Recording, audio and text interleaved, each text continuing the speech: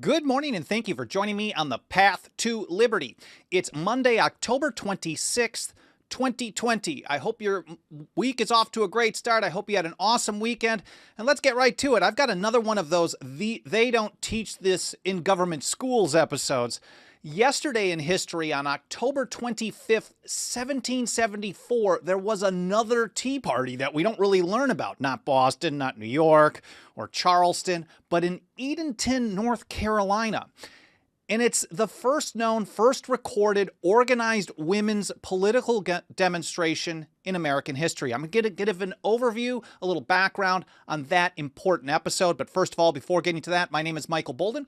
We broadcast live every Monday, Wednesday, and Friday at 9:30 a.m. Pacific time from here in my home office and studio in downtown Los Angeles for the 10th Amendment Center.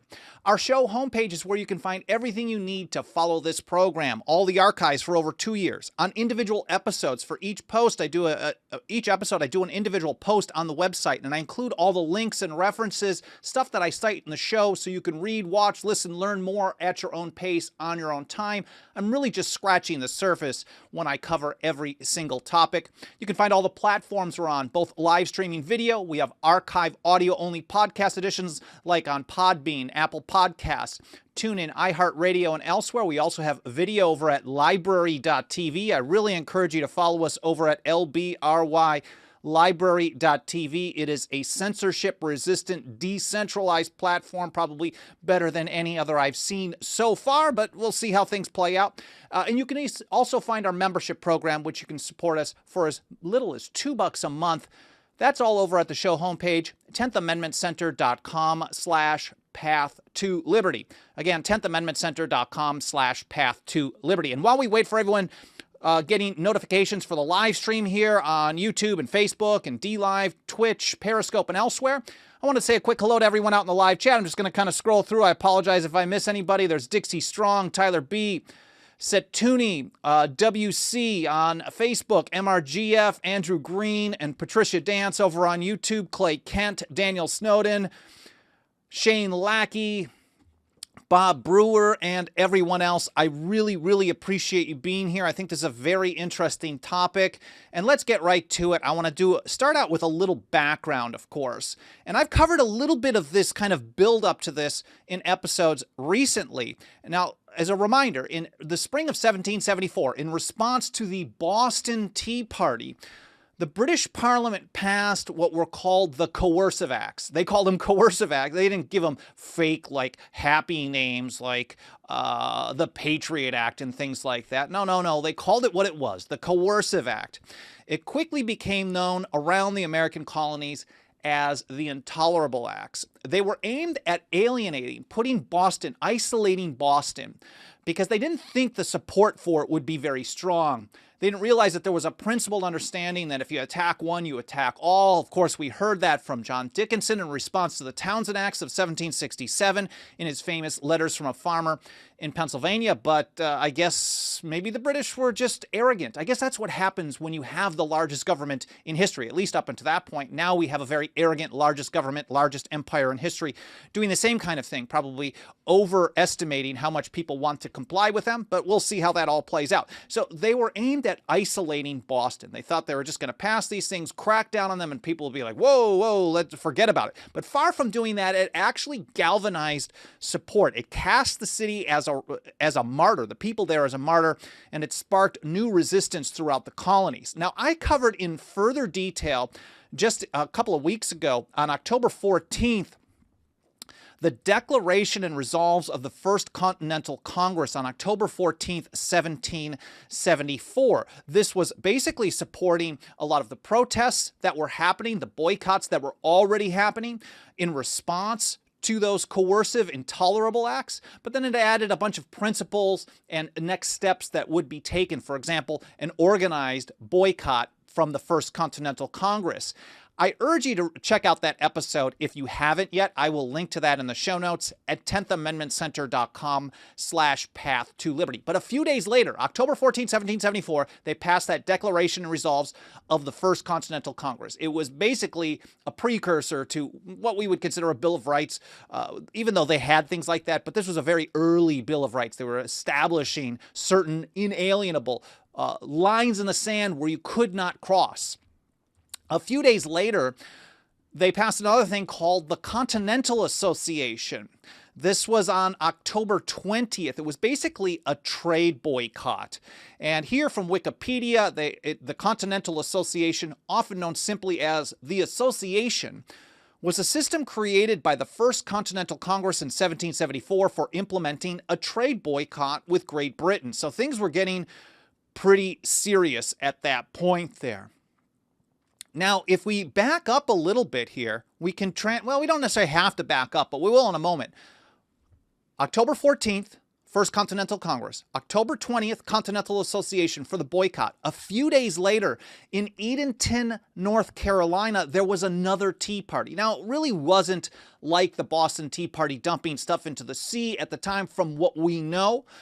But that's what it's known throughout history. It's one they don't teach in government schools. Now, if you're a native of North Carolina, you may have heard about this. Edenton and that whole area has very, very rich history. In fact, some very important founders, ratification era people were from that area. James Iredell, who was nominated to the Supreme Court by George Washington some years later. There's also Samuel Johnston, who became governor. He also presided over the North Carolina Ratifying Convention. But the population was very small, so it was a very well-educated. They were engaged in commerce, so it was very important for trade. It was a political location, so it was a very important area, and people were very, very involved. So if we back up a little bit from there before actually getting into what happened into Edenton, we have to understand what was going on in North Carolina at the time. So before the First Continental Congress actually met, in August of 1774, North Carolina's, this is from the North Carolina Museum of History, ncmuseumofhistory.org. They've got a really great overview of the backdrop for the Edenton Tea Party. They say in August 1774, North Carolina's first provincial Congress met in New Bern. This was actually the first of 5 extra legal bodies. They were considered illegal or extra legal. Of course, in England, they thought all of this was totally illegal. They kind of wanted to blow it off at some points, and I'll show how they did that a little bit later. They wanted to insult it. They were hapless. They were idiots. They shouldn't be regarded. But, of course, they were also very dangerous for doing these things that they weren't supposed to be doing. But they met in New Bern and passed resolutions outlining their opposition to Parliament's acts and electing delegates to the Continental Congress. So they organized.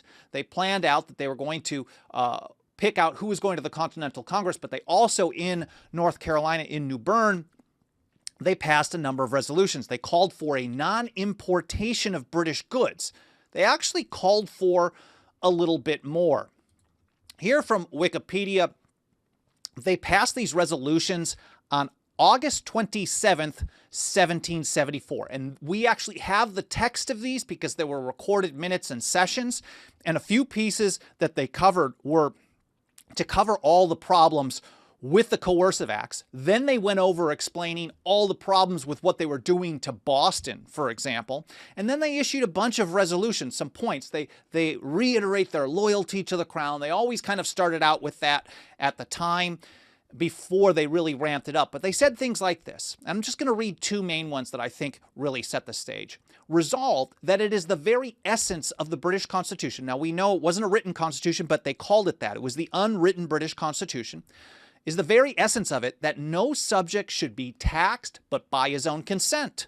We understand that James Otis said the same thing. Samuel Adams said the same thing. John Jay. So many people were saying, what liberty can there be if they can take our property from us without our consent? Taxation is the taking of property. So if you don't consent to that, that's theft, if you're familiar with the phrase.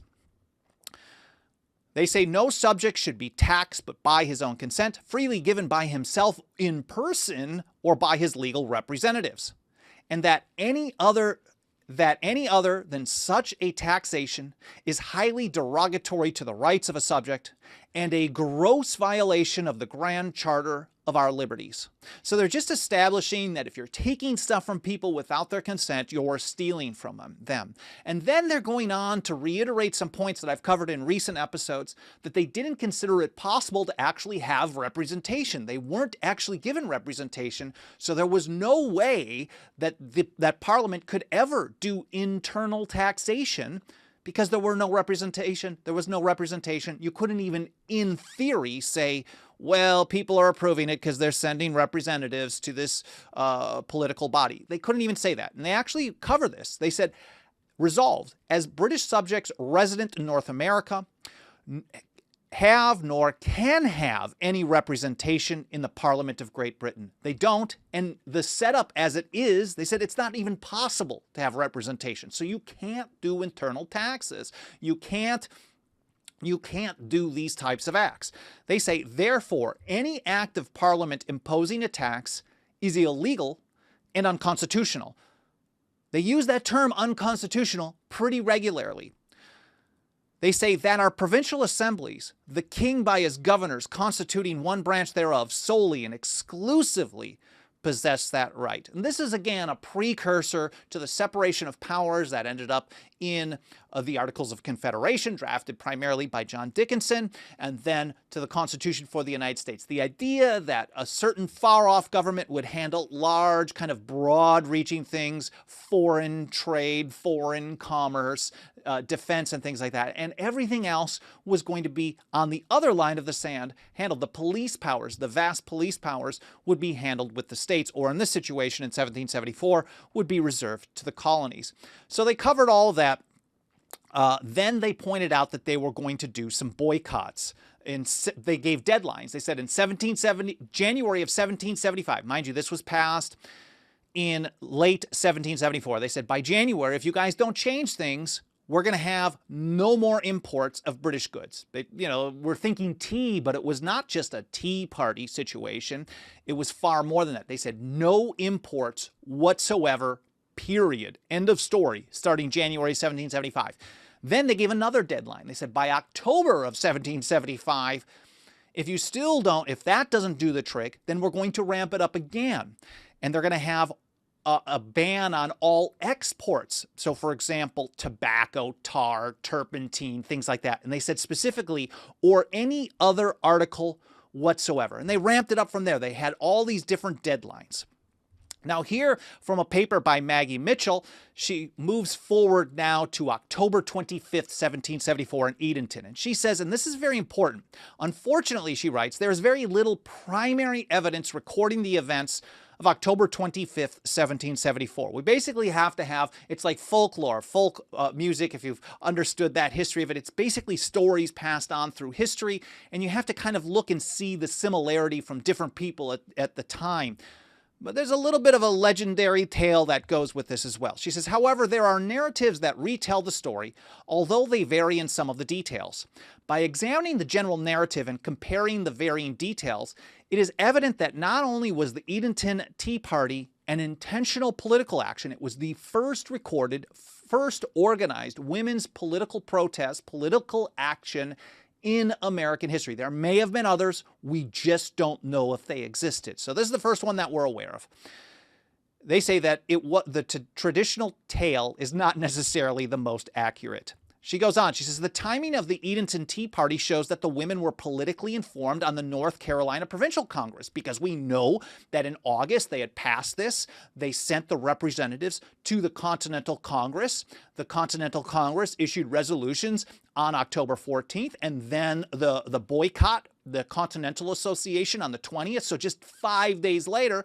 And they probably had been planning things. That's what we can assume. They'd all been communicating, well, we need to do something as well. It can't just be the men organizing and planning these things, because women in our society, they often were in charge of the household. They were in charge of purchasing. They held more of the tea parties. Tea was, for example, was consumed far more by women than by men at the time, even though we know people like John Adams and others actually drank tea. But they recognized that they could have some economic impact. And at the time, the idea of an economic boycott was so important. That's why even in the In the previous resolutions, we're talking about a ramp up. Like here, on this date, we're going to do this. On this date, we're going to do that. And they even took it to the next level in North Carolina. They said, and after that, if anybody doesn't follow with what the Continental Congress, the First Continental Congress, what their boycott is going to do, because they didn't know exactly what it was going to be. If any other colony, we're going to cut off trade, exports, and imports from those other colonies as well. They were really willing to go it alone in North Carolina. So Maggie is very correct when she says, look, this is interesting timing here. They clearly knew what was going on. They were aware of that North Carolina Congress and the Continental Congress as well. Now, in accordance with the traditional narrative, for those of you who may have heard about this, Maggie writes, the Edenton Tea Party occurred on October 25th, 1774, at the home of Elizabeth King in Edenton, North Carolina. Penelope Barker presided for this meeting that she called on October 23rd with Winifred Hoskins, or Sarah Hoskins, as the secretary for the meeting. So we are generally confident that the organizers were Penelope Barker and Sarah Winifred Hoskins. It was probably called for just a few days in advance. We know that the Continental Association was passed on the 20th. They probably called for it within a few days. Hey, let's organize. That means they were very likely planning something out like this after the first provincial Congress in North Carolina. But there were 51 women who signed on to this statement, these resolutions. We could call them the Edenton Resolves. The interesting point is Elizabeth King actually wasn't a signatory, so we don't necessarily know if they all met at her house. And I've read some historians who said, just as a quick side note, her home was way too small. Like, these were mostly pretty prominent, wealthy ladies. But even Elizabeth King's home was not big enough to hold 51 people. It's possible that maybe they were out in a yard, or maybe they just said that and they were at a local tavern. Who knows? But here's the interesting point. Not only did all 51 women attend the meeting in King's home, this is according to the traditional narrative, and thereafter sign the petition to boycott British goods, Barker supposedly said directly after the meeting this famous quote. Well, it should be famous. Maybe it has only been the men who have protested the king up to now. That only means we women have taken too long to let our voices be heard. Now, again, there is no primary verification that this was actually stated. It's folklore. We can't verify it. But even if it wasn't the exact statement, it certainly summed up the mentality of the people who were doing what they were doing. There was a greater risk for women to put their neck on the line in a situation like this in many ways. So what we do know, they absolutely did pass resolutions. We know that there was a signed document. We know that it was sent to London for publication. We know that at least some of them met in a house or in a tavern. And we know that this petition was circulated and it was signed by 51 different people. And I can pull up the resolution text here in just a moment here. This was how it was published on November 3rd, 1774 in the Virginia Gazette. And I know you can't read this, but I thought it was just cool to have a printout of the original paper. There's some scans out there, Library of Congress as well. This was from American Revolution NC, North Carolina, a history site that has a lot of great North Carolina history, but it's a very short resolution. It says, as we cannot be indifferent on any occasion that appears nearly to affect the peace and happiness of our country, and as it has been thought necessary for the public good to enter into several particular resolves by a meeting of members deputed from the whole province, they're referring to that August 27th meeting, it is a duty which we owe not only to our near and dear connections who have concurred in them, but to ourselves who are essentially interested in their welfare, to do everything as far as lies in our power to testify our sincere adherence to the same, and we do therefore accordingly subscribe this paper as a witness of our fixed intention and solemn determination to do so. So they were basically reaffirming what was passed in New Bern just a little while earlier, saying, look, on January of the following year, we are fully on board with no purchase of imported British goods at all. And if you guys don't back off, we are fully on board with supporting an export ban and then even trade sanctions against the other colonies. Now, at that point, it may have been a dead letter because, of course, it's unfortunate, but it's a fact of the time. Women were not given or held in the same regard in political actions. All the great writing by people like Mercy Otis Warren, Abigail Adams, and others, even in the letters back and forth, and if you've read this, you can honestly understand what I'm talking about. But Abigail will write a really badass statement about the rights of people, all people, women, men, whatever, on the nature of power. She told Adams, her husband, at some point, like, look, don't forget the ladies, because at some point we're going to rise up and this is going to be over. And he basically scoffed at her. It was a mentality of getting the kitchen woman. You get that quite a bit. And we know she expressed her frustration to Mercy and others in other correspondence. And so it could have been a dead letter at this point, even though it was published just shortly later in the Virginia Gazette. But I think Penelope Barker, it was very likely, we don't know for sure it was her, but Penelope Barker seemed to have been a very savvy person. Her husband was a prominent lawyer who was actually the agent for the colony of North Carolina. He was actually in London. So she had connections there, and she knew she had to get the word out. So she sent her and probably Sarah and maybe others. Maybe they all planned it out. I don't know. There is just no verification. But what we do know is that it eventually made its way to London along with a letter. On January 16th, 1775, they sent a letter, and let me pull this up here. And they added, before they included the statement, the actual resolution, that short paragraph that I just read, with all the names, all the signatures, there are 51 below it in 2 columns that were published. They sent this letter. And it says, the provincial deputies of North Carolina, having resolved not to drink any more tea, nor wear any more British cloth, etc., many ladies of this province have determined to give a memorable proof of their patriotism, and have accordingly entered into the following honorable and spirited association. I send it to you to show you, fair country women, how zealously and faithfully American ladies follow the laudable example of their husbands, and what opposition your matchless ministers may expect to receive from a people thus firmly united against them. It is a reiteration that everyone is on board. You're not going to break apart this resistance between husband and wife in family. There's going to be strength. There's going to be unity. And when you get that, you guys are going to have a lot of problems. So this ended up being published on January 16th. This whole letter, this introduction, the resolution, the names of all the people who were signatories in the Morning Chronicle. Now, it wasn't well received there, and just days later, looks like about 2 weeks later, January 31st, 1775, a guy named Arthur Iredell. You may be familiar with the name James Iredell. Well, his younger brother, 17-year-old teenager, kind of a cocky dude, he was living in London at the time, and he read this, and so he sent this. This is from J.L. Bell's great history website, Boston 1775. J.L. is awesome.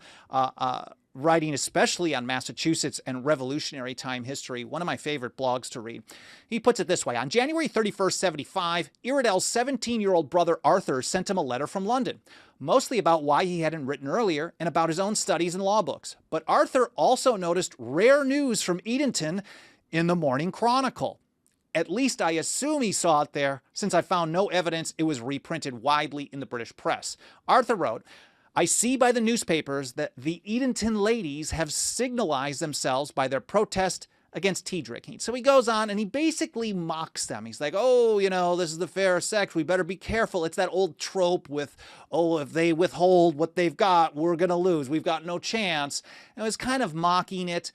It's a little bit unfortunate, especially considering the family that he's from and that this is his own people there that he's talking about. But I guess the closer you are to the empire, the more likely you are to mock people who want to resist it. And that was his attitude. That was on January 31st, 1775. Then, a little bit later, just in March of 1775, we had this cartoon, I guess. What do you call this? Political illustration published?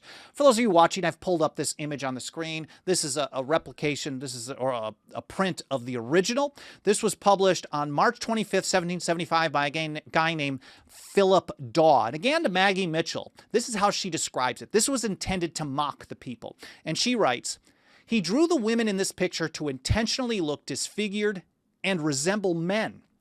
Not only were they disfigured, but the women in the cartoon were drawn with a condescending flair, and so were their actions. They were portrayed as unfit mothers, as shown with the child playing unattended underneath the table. One of the women signing the petition is entertaining a male suitor that is presumably not her husband, thus portraying the women as promiscuous. The woman in the back is drawn drinking from a bowl and ignoring proper societal norms. The dough-faced slave in the picture is not shown as serving, but fraternizing with the ladies. Finally, in the bottom right corner, and I'm not sure if you can see this on the screen. Yeah, I think so. There is a dog urinating on one of the ladies in a blatant sign of British disrespect for the ladies of Edenton." So this was really just done. Oh, there we go. Look, you can see the dog peeing on the lady. And they did this on purpose, basically, and they published this. I'm not sure what paper it was originally published in, but basically it was to mock. Okay, yeah, so you guys do this, but whatever. We're the empire. This is hubris. This is, I mean,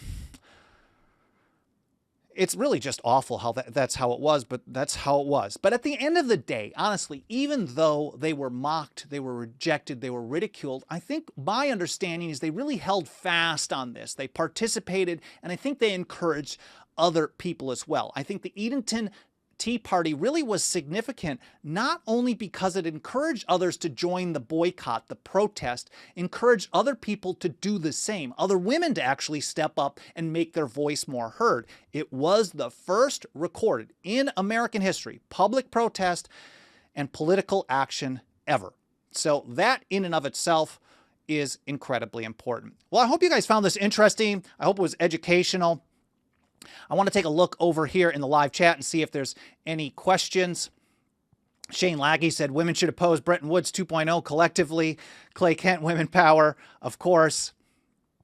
Don't forget to smash the like on YouTube, Bob Brewer. I appreciate that. And for whatever platform you're on, whether you're leaving a review on Apple Podcasts or Podbean or wherever, or smashing a like on Facebook or retweeting on Periscope and Twitter, all that stuff triggers the algorithm of the platform you watch or listen on, and it tells the program to show the show to more people. And that has really been helping us expand our reach. Slowly but surely, we are reaching new and new levels every single month. We're just kind of scraping. Look, this is a David versus Goliath. We're talking about, here I am in my apartment, a spare bedroom in my apartment. Other people who work with us are volunteer. Mike Meharry in Florida, Dave Benner, TJ Martinell, so many people who have helped us out over the years. We're all doing this from our homes. We aren't part of like a $60 million yearly budget instituted Washington, D.C. And we're going to stand up against the most powerful government in the history of the world, whether they mock us, whether they think we're idiots. It doesn't matter. What's right is right. And for us, teaching this history and learning how to use it to apply to current events is so important. That's why we cover things like this all the time. And that's what we cover, for example, in our State of the Nullification Movement Report, which I encourage you to check out, 10thamendmentcenter.com/report. Of course, before I head out today, I will check back in the comments and see if there's any questions that I can answer a little bit later on. I read them all. I don't get a chance to reply to every single one. You can also email me, team@10thamendmentcenter.com. But if you really want to get behind us, I see a number of people who are members, and I can't thank you enough for putting your financial faith behind our work. Our membership program starts out as little as $2 a month. That's over at 10thamendmentcenter.com/members. Again, I hope you enjoyed this episode. I hope you learned something. I hope your week is off to a great start, and I'll see you next time here on the Path to Liberty.